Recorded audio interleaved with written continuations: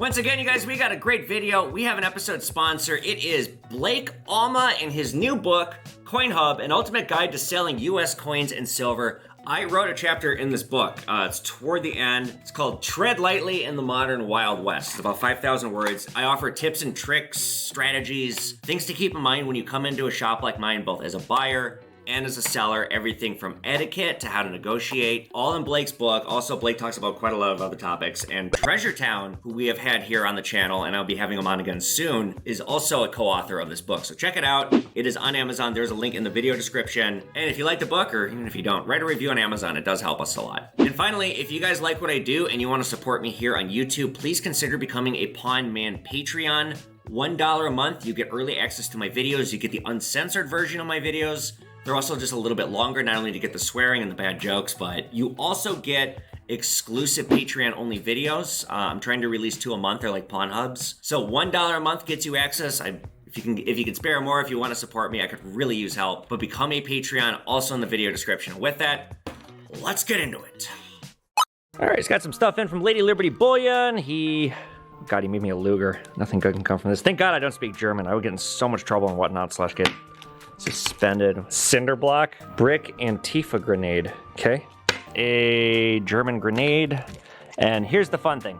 These are the new DB Cooper minis. They're going to be mass produced. They are not signed. They are not numbered. But this is going to be a thing of mine going forward because this was so successful. And then I'll show you guys. This is the mold. He hasn't fully finished yet. This is Pawn Man True Crime number 4, the Malaysia Airlines flight that went missing. So we may as well talk about it now. This is still a really touchy subject for the families. It is still in the news. It is part of my Pawn Man True Crime series because this is a crime. This is an unsolved crime, and I'll offer some opinions here. The fact is, we don't know exactly what happened, but I'm sure you've heard of Malaysian Airlines Flight 370. It's one of the strangest aviation mysteries of all time. What happened? What is this flight if you've never heard of it somehow? The date of the disappearance was March 8th, 2014, so we just had the 10-year anniversary since it went missing. This was a passenger flight that departed from Kuala Lumpur, Malaysia, and it was flying to Beijing, China. The airline was, of course, in this case, I don't think the airline's defects had anything to do with it.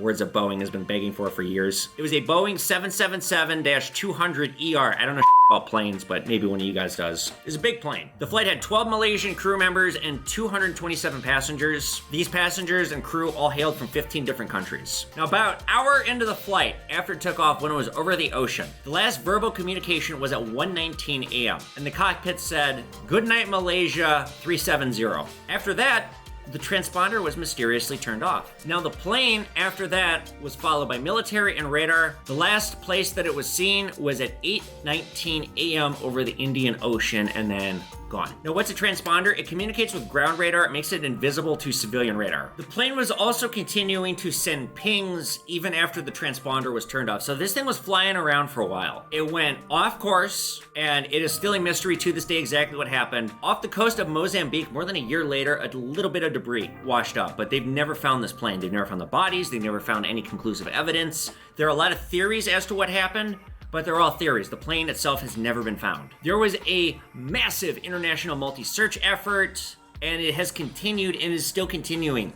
The victims' families still want to know what happened. They're still trying to find peace and closure and some kind of a concrete answer, and they don't have it. After the plane shut off its transponder, like I said, it went off course. It didn't just go back off course. It basically turned around. It went back over the Malaysian peninsula, and then it went over the Indian Ocean. Nowhere close to flying toward Beijing. What probably happened, so Time Suck, you guys know I talk about it all the time. It's one of my favorite podcasts. Time Suck covered this about a year ago. Dan's coverage of this subject made me believe that I think the pilot killed everyone. That's what I think happened. So there are a number of different conspiracy theories as to exactly what happened. One is pilot suicide, and the pilot, Captain Zahari Ahmed San, he had some personal problems.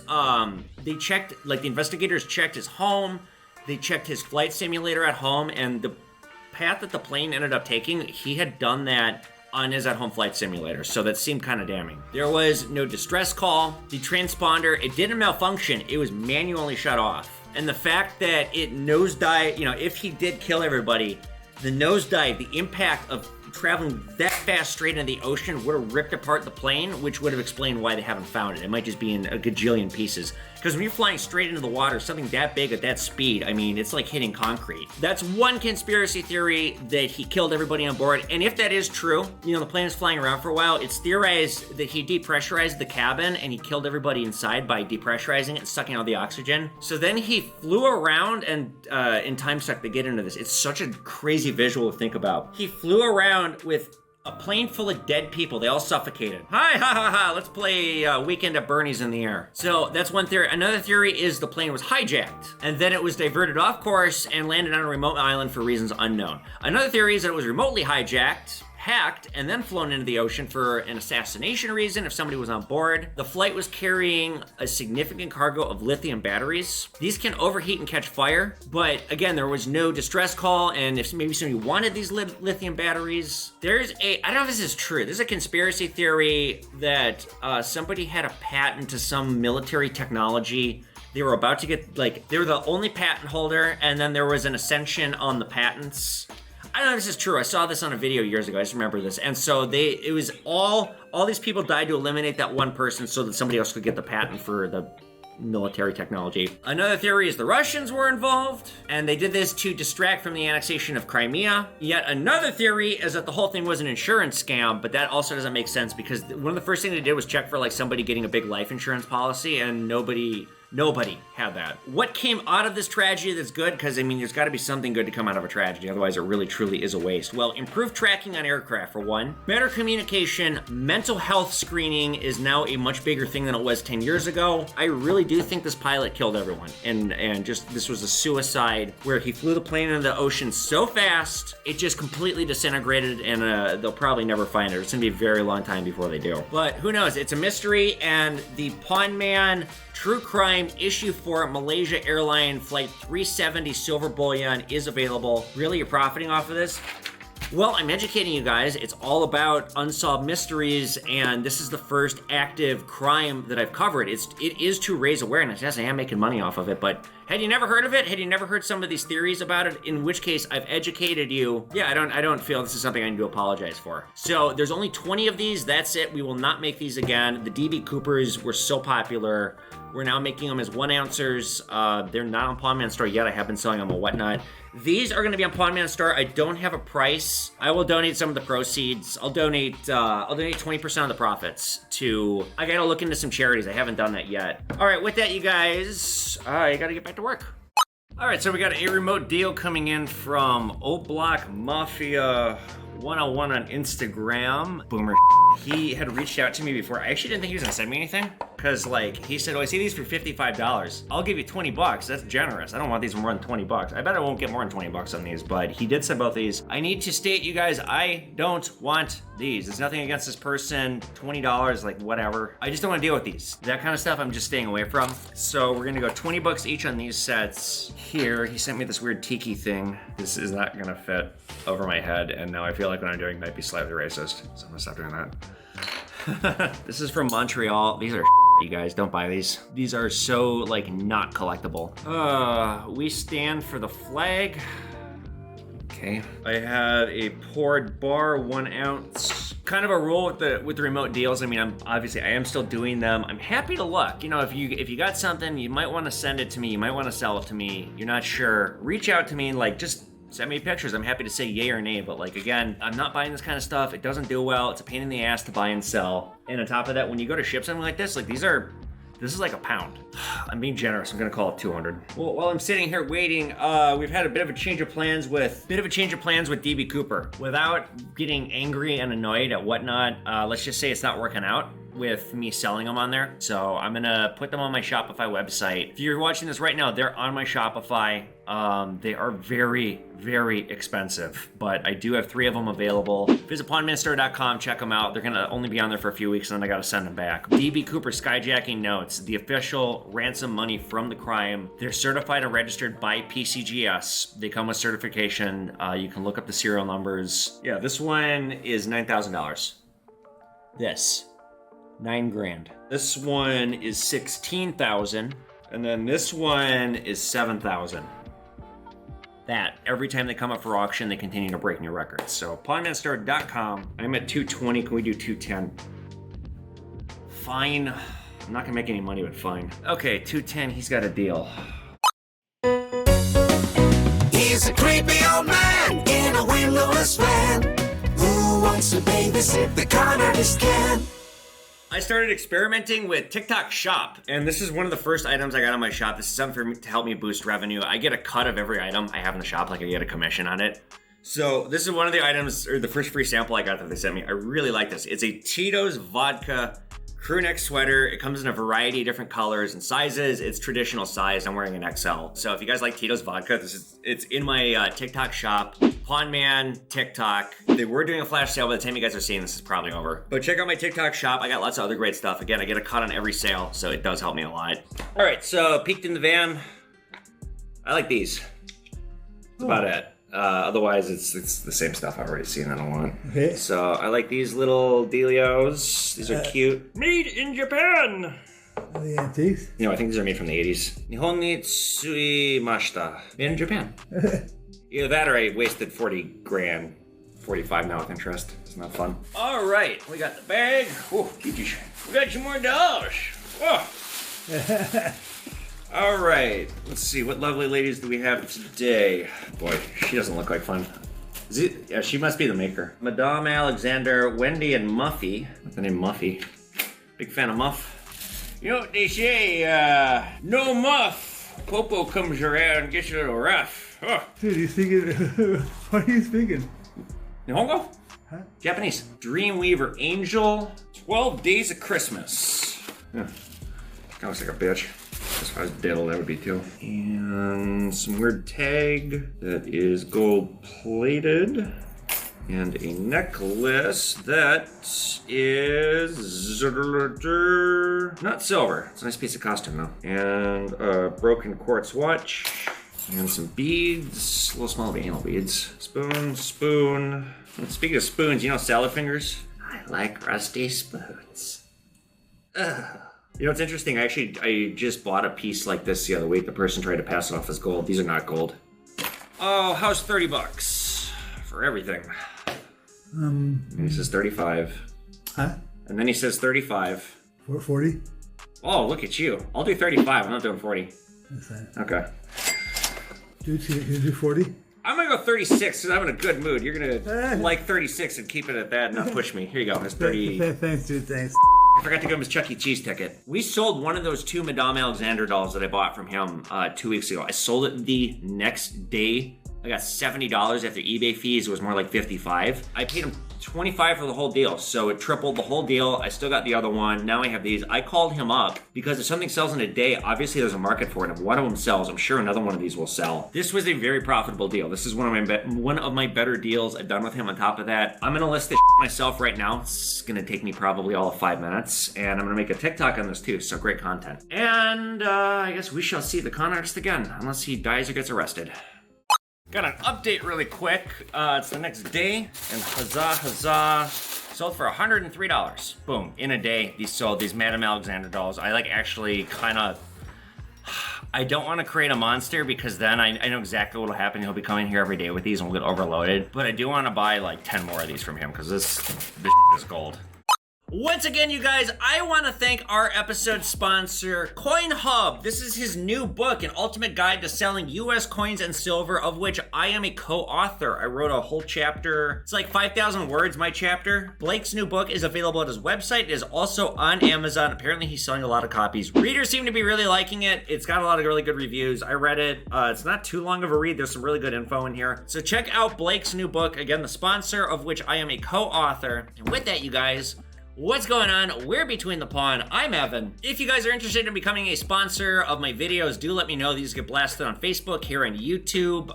If you kick it up a little bit, I can do a TikTok for you as well. To all of my followers, I have 1.2 million. What's going on? So I'm not having an easy time lately. I've had a really bad couple of weeks. So since I've seen you guys on the last Between the Pawn, I've had 30 if you count the fraud, $30,000 in unplanned expenses. It has put me in a really tough spot. I've sold almost all my good coins here in the shop. Cases are looking a little bare. I've had to take a lot of stuff out of reserves and sell it off just to like stay afloat. Yeah, so here's what's going on. I've had 3 major issues that have really caused problems here and are stressing me the hell out. So we have the long ongoing issue, which Patreons, we're gonna talk Patreons, I'm gonna tell you guys more about what's going on than everybody else. I do, unfortunately, because this is requiring lawyers and it's a legal matter. So I gotta really watch what I say, because if I say the wrong thing, it could screw up my ability to get my money back, to get justice for myself. I've been really wronged. You guys might have noticed we had a blackout week last week. There's no video, and that's because I literally couldn't afford to do one. So I really, really desperately need help on Patreon. I don't like begging for money like this. I'm not just taking it. You do get something for your money. You get early access to my videos. Every week I'm sending out a link before they come out. Oftentimes it's like a week before. Of the videos that I have, as soon as I get them back from my editor, they go to the Patreons. It's a private message. We have the YouTube Superfans thing this summer. I'm gonna figure out how to do both. I'm juggling so much right now, but I can't tell you how much I need Patreon, how much I count on it, and I'm not getting support on there, and it's really frustrating and hard. Either there's gonna be more blackout weeks or I gotta figure something else out, but I really don't wanna keep doing that. I wanna keep doing these videos, and I have to keep at it, but I freaking can't afford it. So $1 a month, I mean, if you can spare more, that's awesome. I need all the help I can get. Please, please, please consider helping me and supporting this page. Just to give you an example, I'm gonna do 2 versions right now of what's going on. All right, so non-Patreons, there's interference that's been happening with this business. I'm gonna use broad terms so I can keep this broad in case this ever comes back in court. An entity, since the start of this year, has been systematically targeting me through all kinds of stuff, all kinds of crazy. It's pretty serious. I've had to speak with law enforcement. I've had to get a restraining order. Basically, where I'm at with this is it's up to me to stop this, and it's really, really expensive because I had to hire a lawyer, and it's sucking money, but I can't just leave it alone.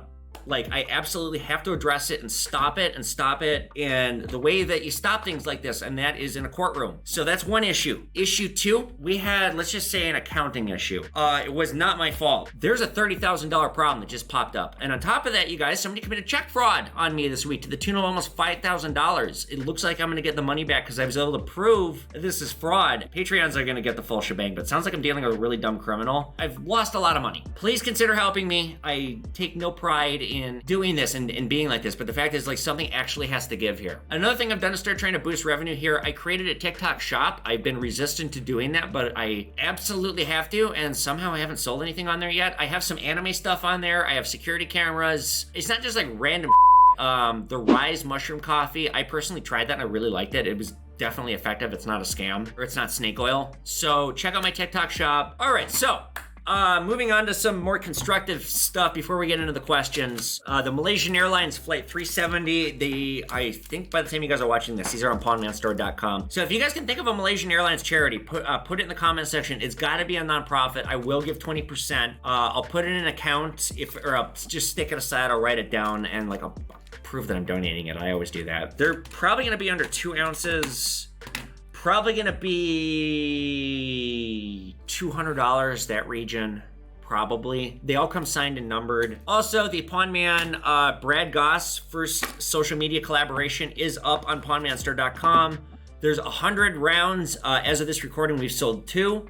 The cards, they all come signed and numbered. They're 1 ounce silver rounds. Haley Bug Mint made these, and we are gonna be doing more with other social media influencers, unless, if this doesn't sell, then I probably won't do that again, because this was really expensive for me to have done. They all come with these Brad Goss cards. They're signed by Brad and me, and I wrote the date. They're all numbered, and I have 8 of these various Brad Goss merch items to be giving away. He signed some of them. You know, if you order one of these, 8 out of 100 of you will be either getting, you know, stickers, little Brad merch. I've got a few copies of Identity Warriors that are signed by Brad. This is his really up funny card game. So check that out. If this goes well, I'm gonna be doing a collaboration with Fernando Ufret. We interviewed him on Pawn Chats a couple weeks ago. He does Cartman songs on South Park. He's very popular. So get those. Once they sell out, they are gone. And then the last thing, I accidentally disabled the comments for the last Between the Pawn video. If you guys see that, please reach out to me. I did not do that on purpose. I will never disable the comments, but there's less questions because unfortunately that happened. All right, so with that, you guys, let's get into the questions. Question 1 is coming in from Mr.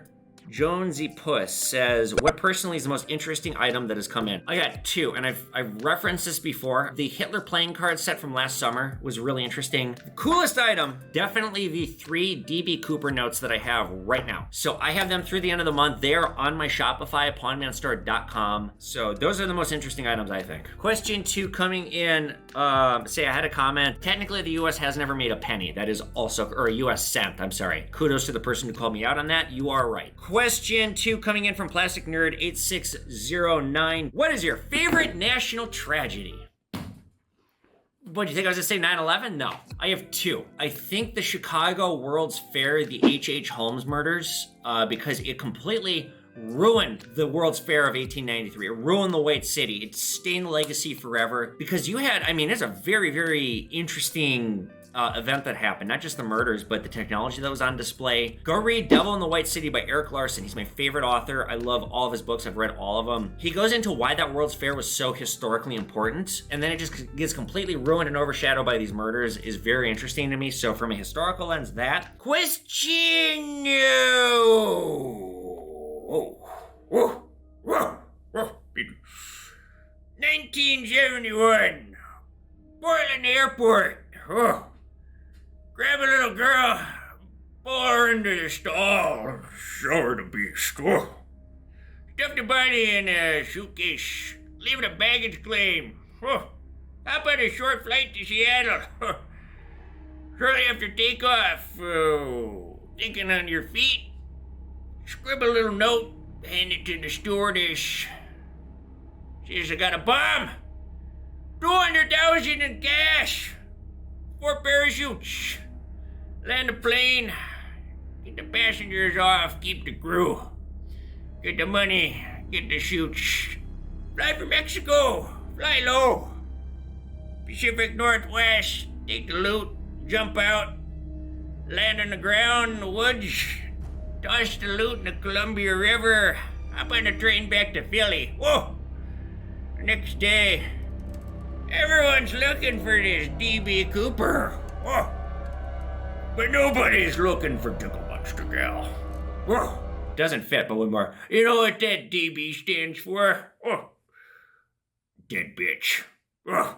I think I outdid myself on that one. I've been trying to figure out how to work DB Cooper in for quite some time. Tickle Monster Gal says, what's a company you see is just plain out evil? Okay, I mean, there's the inherent ones like the payday loan scam, you know, people or companies that are like actively preying. You know, there's like the evil oil companies that are destroying the world, like my favorite, the Climate Summit, headed by oil execs. Honestly, just again, because of time suck, I'm gonna say Bear. I mean, it seems like it's up there. One of my good friends works in the pharmaceutical industry, and he was kind of saying like, yeah, they seem like they're not a great company. The joke on time suck was at the end of it, Bear is actually a subsidiary of Bear Evil Incorporated.